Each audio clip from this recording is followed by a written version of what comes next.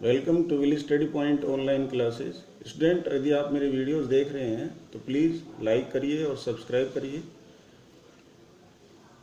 आज हम एक्सरसाइज 1.5 की स्टडी करेंगे। स्टूडेंट, पहले वाले पार्ट में हम एक्सरसाइज 1.4 पढ़ चुके हैं और अब हम 1.5 की स्टडी करेंगे। इससे पहले कुछ कॉन्सेप्ट है जो मैं आपको बता देता हूँ जो 1.5 के अंदर काम आएंगे। तो पहला है द सम और difference of rational number and irrational number is irrational.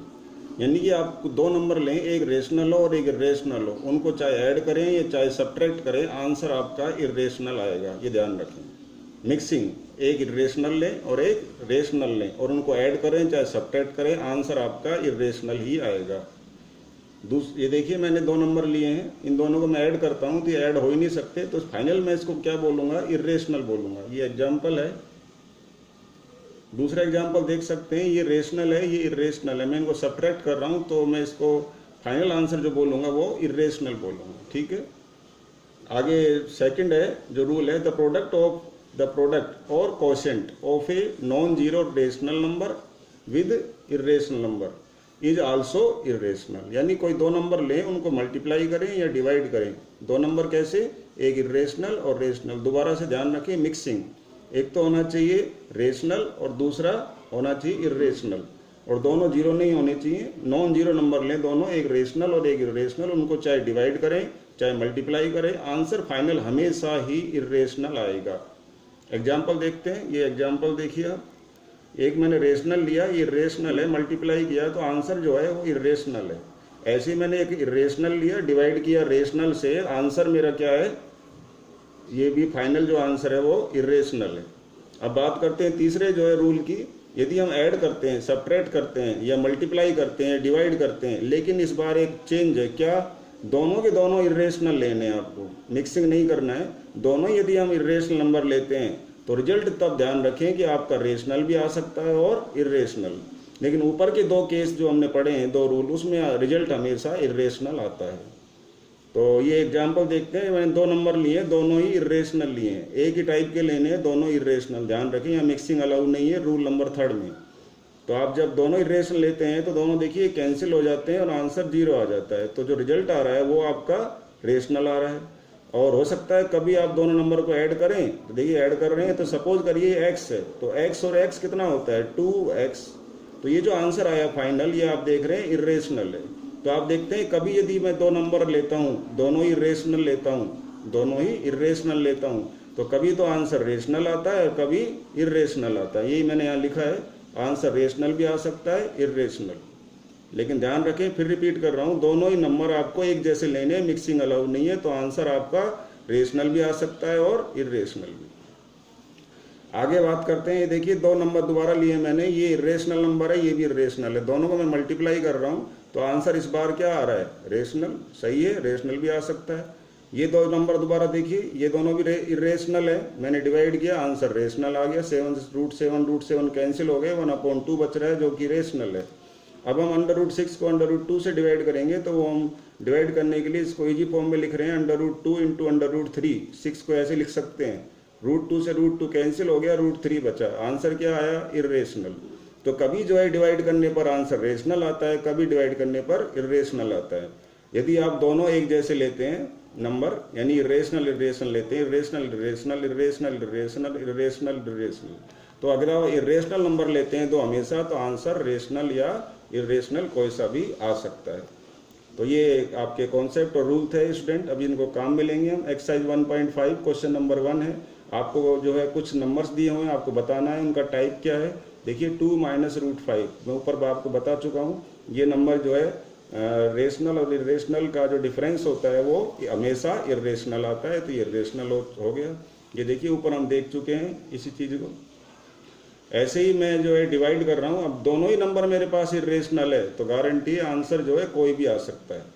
क्या, रेशनल भी आ सकता है और इरेशनल, दो में से। अब मैं मल्टीप्लाई कर रहा हूँ एक इरेशनल को किससे, रेशनल से, तो जब मल्टीप्लाई कर रहे हैं तो यहाँ पर आंसर क्या आ गया, इरेशनल आ गया। मिक्सिंग लिया मैंने, मिक्सिंग में ध्यान रखें आंसर हमेशा इरेशनल होता है। ये रेशनल है, ये इरेशनल है, मिक्सिंग है, आंसर हमेशा इरेशनल आएगा। अब बात करते हैं क्वेश्चन नंबर 2 की। क्वेश्चन नंबर जो 2 है उसमें स्टूडेंट जो दो आपको दिए हैं नंबर्स, आपको बोला है इनको सिंप्लीफाई करिए। तो सिंप्लीफाई करते टाइम ध्यान रखें, आप जो है डायरेक्ट मल्टीप्लाई वाले रूल से भी कर सकते हैं, और कोई प्रॉपर्टी अगर बन रही है तो उस प्रॉपर्टी को भी यूज कर सकते हैं। 8th क्लास में हम पढ़ चुके हैं a plus B A minus B, वो वाली प्रॉपर्टी यहाँ बन रही है, उसको मैंने यहाँ पर यूज किया है। तो a square minus B square property लगाएंगे तो ये 9 माइनस 3 यानी कि 6 आंसर आएगा। तो आप देख रहे हैं स्टूडेंट, अब हमारे पास जो आंसर आ रहा है वो 6 से सिंप्लीफाई करने पर। बड़े क्वेश्चंस में जो है आंसर सिंप्लीफाई करने के बाद आप बताएंगे फाइनल कि वो उसका आंसर क्या आ रहा है। यहाँ पर आंसर आ रहा है रेशनल। आगे चलते हैं, ये नंबर देखिए, इसमें कोई भी प्रॉपर्टी नहीं बन रही है, इसलिए हमने इसको मल्टीप्लाई किया है डायरेक्ट। तो 3 से इस पूरे ब्रैकेट को मल्टीप्लाई करेंगे, √3 से इस पूरे ब्रैकेट को करेंगे, और मल्टीप्लाई करने पर, सोल्व करने पर हमारे पास जो आंसर आया वो ये आया। और ये पूरा नंबर आप देखें, गौर करें तो ओवरऑल ये जो है इर्रेशनल कहलाएगा, क्योंकि मिक्सिंग है, इसमें मिक्सिंग जब होती है तो आंसर फाइनल इर्रेशनल होता है। अब बात करते हैं क्वेश्चन नंबर 3 की। क्वेश्चन नंबर 3 में स्टूडेंट ये लिखा है कि पाई इक्वल टू c/d है, लेकिन हमने आपको पहले पढ़ाया था कि पाई जो है वो क्या इर्रेशनल नंबर है। अब जब पाई इर्रेशनल नंबर है तो ये जो सर्कमफ्रेंस और डायमीटर जो इन दोनों के रेशो के बराबर कैसे हो गया, क्योंकि सर्कमफ्रेंस भी एक नंबर है, डायमीटर भी एक नंबर है। और हम पढ़ चुके हैं जब दो नंबर है कोई लें ऐसे 2 और 3, तो आंसर ये क्या है, ये एक आंसर जो है रेशनल है। तो जब ये रेशनल है तो ये इर्रेशनल कैसे हो गया। फिर दो चीज़ों को हम डिवाइड करते हैं तो आंसर क्या आ रहा है हमारे पास, रेशनल आना चाहिए, क्योंकि ये दोनों हम रेशनल ले रहे हैं। तो ये इर्रेशनल कैसे हो गया, जबकि हमने आपको जो है ये बताया है कि ये दोनों रेशनल है। तो अब स्टूडेंट इसका जो कन्फ्यूजन है उस तरह से दूर करेंगे। जब भी हम कोई वो सर्किल लेते हैं उसके सर्कमफ्रेंस को जो है मेजर करते हैं, तो स्केल से तो मेजर कर नहीं सकते सर्कमफ्रेंस को। तो यदि हम एक थ्रेड लगा इससे उसको सर्कमफ्रेंस को मेजर करें, थ्रेड जो है टर्न हो सकता है, ट्विस्ट हो सकता है, तो मेजर करने के बाद उस थ्रेड को सीधा करके जब आप स्केल पर नापते हैं तो तब भी उस थ्रेड के अंदर कुछ न कुछ क्वांटिटी में, वेरी स्मॉल क्वांटिटी में भी कुछ न कुछ स्ट्रेन या टेंशन उसमें रह जाता है थ्रेड में। इसलिए हम एग्जैक्ट डिस्टेंस नाप ही नहीं पाते हैं। अब जब एग्जैक्ट डिस्टेंस हो ही नहीं सकती सर्कमफ्रेंस की, तो सर्कमफ्रेंस कैसी डिस्टेंस हुई, इर्रेशनल। और अभी हमने आपको पढ़ा है इर्रेशनल को यदि आप रेशनल से डिवाइड करेंगे तो आंसर क्या आएगा, इर्रेशनल। इसलिए पाई इर्रेशनल है। ये कंफ्यूज दूर हो गया। दूसरा केस ये भी हो सकता है कि जो डायमीटर है, हम सर्कमफ्रेंस के अंदर जो डायमीटर उसको अगर हम नापते हैं तो हो सकता है वो भी इर्रेशनल आ जाए, एग्जैक्ट ना आए। और उस केस में भी क्या होगा कि इर्रेशनल को जब हम डिवाइड करेंगे किससे, इर्रेशनल से, ठीक है, इर्रेशनल को इर्रेशनल से डिवाइड करेंगे तो भी आंसर इर्रेशनल आ सकता है, ठीक है। तो इस तरह से पाई क्या है, इर्रेशनल नंबर रह सकता है।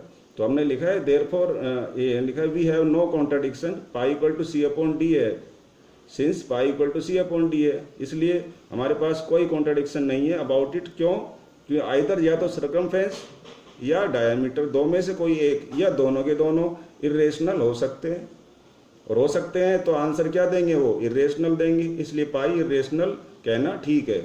तो on measuring we get only approximate value मिलती है हमें डायमीटर की और सर्कमफ्रेंस की, कोई एग्जैक्ट वैल्यू नहीं मिल पाती है सर्कमफ्रेंस की। एग्जैक्ट वैल्यू नहीं मिलती है तो फिर इर्रेशनल रहता है। इर्रेशनल को चाहे रेशनल से डिवाइड कर लो या इर्रेशनल से, तो आंसर इर्रेशनल आ सकता है। इसलिए पाई इर्रेशनल कहना ठीक है। और क्वेश्चन नंबर 4 की बात करते हैं। वो कह रहे हैं कि रिप्रेजेंट करिए √7.2 ऑन नंबर लाइन। तो नंबर लाइन पे √7.2 को रिप्रेजेंट करने के लिए अब आपको वही तरीका जो हमने पहले सिखाया था कि √5 को नंबर लाइन पर रिप्रेजेंट करने के लिए हमने पहले √5 डिस्टेंस को क्रिएट किया था, √3 डिस्टेंस से क्रिएट किया था हमने। ये आप जानते ही डिस्टेंस स्केल में होती नहीं है। तो ऐसे ही अब हम क्या करेंगे कि ये जो डिस्टेंस है 7.2, इसको हम क्या करेंगे, क्रिएट करेंगे, बनाएंगे। ये डिस्टेंस स्केल में नहीं होती है। 7.2 तो होती है, लेकिन 7.2 का जो स्क्वायर रूट डिस्टेंस है वो नहीं होती है स्केल के अंदर। तो अब इसको जो है बनाते कैसे हैं वो हम यहाँ पर देखेंगे। और अब जनरलाइज अगर इसको करें हम रूल को, तो एक्चुअल में स्क्वायर रूट x डिस्टेंस हमको क्रिएट करनी है। अब x इक्वल टू 7.2 हो सकता है, 9.3 हो सकता है, x इक्वल टू 10.1 हो सकता है, कुछ भी हो सकता है। तो यानी कोई √x डिस्टेंस है उसको हम कैसे क्रिएट करते हैं, कैसे बनाते हैं, ये हम सीखेंगे, ठीक है। तो अभी देखते हैं प्रोसीजर क्या है। सबसे पहले आपको जो डिस्टेंस जो है दी हुई है उससे 1 मोर डिस्टेंस लेकर के आप एक लाइन सेगमेंट ड्रॉ करेंगे। स्टूडेंट ए से बी तक 7.2 है, लेकिन मैंने इसको 1 जो यूनिट बढ़ा दिया है, देखिए मैंने 1 लिखा है, तो मैंने इसको 8.2 ड्रॉ किया है। ए से सी तक 8.2 है, ये देखिए मैंने यहाँ पर मार्क कर दिया है 8.2। तो 8.2 जो है ये डिस्टेंस हो गई मेरी ए से लेकर सी तक। उसके बाद आपको क्या करना है, जो एसी डिस्टेंस है उसका आपको जो है बाइसेक्टर निकालना है। ये प्रोसीजर है स्टूडेंट, बाइसेक्टर निकालेंगे, परपेंडिकुलर बाइसेक्टर। तो ये परपेंडिकुलर बाइसेक्टर आप पहले कर चुके हैं लोअर क्लास में। मोर देन हाफ डिस्टेंस लेकर के हम एक कोई लाइन सेगमेंट है, जैसे ये एसी है, ये लाइन सेगमेंट है, इसमें मोर देन हाफ डिस्टेंस लेकर के हम इसका क्या करते हैं, परपेंडिकुलर बाइसेक्टर निकालते हैं। इस तरह से आर्क लगा दिया आपने यूँ, और इस तरह से इधर भी, फिर यहाँ सी पॉइंट से भी लगाएंगे आप आर्क इस तरह से, और इस तरह लगेंगे, और आपका ये परपेंडिकुलर बाइसेक्टर आ जाएगा। ये परपेंडिकुलर बाइसेक्टर आ गया आपका। उसके बाद आपको क्या करना है कि ये जो है बाइसेक्टर भी है, तो ये मिड पॉइंट हो गया, इसलिए मैंने इसका नाम एम लिखा है। अब मिड पॉइंट से आप क्या करेंगे कि ये पहला जो एंड पॉइंट है इसका, इस डिस्टेंस को आप फिल करेंगे और एक सेमी सर्किल आपको ड्रॉ करना है। इस तरह से सेमी सर्किल ड्रॉ कर लेंगे। दूसरा स्टेप था ये, पहले परपेंडिकुलर बाइसेक्टर, मिड पॉइंट आ जाता है, मिड पॉइंट से सेमी सर्किल ड्रॉ करेंगे। उसके बाद आपको क्या करना है कि जो आपकी एग्जैक्ट डिस्टेंस थी 7.2, उस पॉइंट पर आपको 90 का एंगल बनाना है। अब 90 का एंगल ध्यान रखें, कंपास से नहीं बनाना है, आपको डी से बनाना है, या डी रखना है और ऊपर डॉट लगा के इसको इस तरह से मिला देना है। उसके बाद आपको फाइनल जो है वो वर्क करना है, वो क्या है कि इस डिस्टेंस को जो है हम फिल करेंगे, इस डिस्टेंस को, और इस डिस्टेंस को फिल करके इस डिस्टेंस को हम फिल करेंगे, ये जो जहाँ पर ये इंटरसेक्ट करती है, और उस डिस्टेंस को फिल करके नीचे उतार देंगे इस तरह से। ये इस डिस्टेंस को इस तरह से नीचे उतार देंगे। ये देखिए बिल्कुल सेम वही डिस्टेंस है, इसको नीचे उतार देंगे ऐसे। और तो ये डिस्टेंस जो है मेरे पास क्या हो गई, √x हो गई, क्योंकि ये भी √x है। ठीक है, ये ध्यान रखिए, इसलिए ये भी √x हो गई। तो ये अंडर जो x डिस्टेंस है वो मेरी क्या है, √7.2 है। तो मैंने जो ये डिस्टेंस है √x यहाँ पर जो ली है वो मैंने यहाँ उतार दी है। तो नंबर लाइन पे √x डिस्टेंस रिप्रेजेंट हो गई। तो स्टूडेंट ध्यान रखें कि ये जो हमारे पास जो x डिस्टेंस होती है यहाँ से यहाँ तक, ये यहाँ से यहाँ तक जो x डिस्टेंस होती है वो यहाँ पर चेंज होकर के √x रह जाती है। कि क्यों रह जाती है, ये जो प्रोसीजर हम फॉलो करते हैं उसके बाद इसका प्रूफ अभी हम आपको दिखाएंगे कि √x कैसे रह जाती है, रिटर्न में दिखाएंगे, थ्योरेटिकल। तो ये ध्यान रखिए, मैं आपसे जो फिर कह रहा हूँ ध्यान दीजिए, ये डिस्टेंस जो a से b तक हम जो x डिस्टेंस लेते हैं वो यहाँ पर घट करके √x रह जाती है। फिर इस डिस्टेंस को हमने बना लिया है, तो अब हम इसको फिल कर लेते हैं कंपास में और नीचे उतार देते हैं। ये ध्यान रखना है। अब ये डिस्टेंस √x किस तरह से है तो आपको दिखा देते हैं। देखिए ये यहाँ पर आपको सब पता लग जाएगा। देखिए a से c तक जो है x+1 डिस्टेंस है, तो m से जो c तक है ये पूरी डिस्टेंस AC की हाफ है। फिर MC हो गया x+1/2, क्यों AC क्या है, x+1 है। अब ऐसे ही हमारी इक्वेशन नंबर 1 आ गई। अब MB जो डिस्टेंस है, MB डिस्टेंस वो क्या होगी, MC - BC। और MB जो डिस्टेंस है, फिर MC की वैल्यू डाली हमने जो यहाँ से निकाली है, और BC की वैल्यू कितनी है, 1 है, हमने 1 एक्स्ट्रा लिया था। तो इसको सोल्व करने के बाद x - 1/2 आता है, इसके नीचे आप 1 लगा सकते हैं। और फिर उसके बाद ये इक्वेशन नंबर 2 हो गई। अब हम BD डिस्टेंस की बात कर रहे हैं, ये BD डिस्टेंस। तो BD डिस्टेंस जो है हमारे पास क्या है, जो होगी, सॉरी ये BD नहीं है, ये वाली डिस्टेंस BD जिसकी मैं बात कर रहा था। अब आपके पास प्रूफ आ जाएगा कि डिस्टेंस BD √x है। BD डिस्टेंस जो है वो होगी MD² hypotenuse minus base MB²। MD जो है वो किसके बराबर है, MD बराबर है MC के, क्योंकि ये भी रेडियस है, ये भी रेडियस है आपके पास, ये भी रेडियस है और ये भी रेडियस है। तो रेडियस तो इक्वल होती है, तो हमारे पास MD बराबर है MC के। तो मैंने यहाँ पर MD को MC लिख दिया और MB एज इट इज है, ऐसे कैसे है। फिर हमने MC की और MB की वैल्यू डाल दी यहाँ से, ये देखिए, ये तो है एम सी की वैल्यू इक्वेशन 1, और ये एम बी की वैल्यू इक्वेशन 2, दोनों को डाल दिया और ऊपर स्क्वायर लगा दिए। अब इसको जो स्क्वायर करेंगे तो ये 4 और 4 आएगा, तो एलसीएम आ गया 4, और a प्लस बी का होल स्क्वायर आप ओपन करेंगे, यहाँ भी a माइनस बी का होल स्क्वायर ओपन करेंगे, बाहर माइनस साइन है, अंदर के साइन चेंज हो जाएंगे, तो कैंसिल करने के बाद हमारे पास आता है 4x/4, और डिवाइड कर देंगे तो अंडर रूट x आएगा।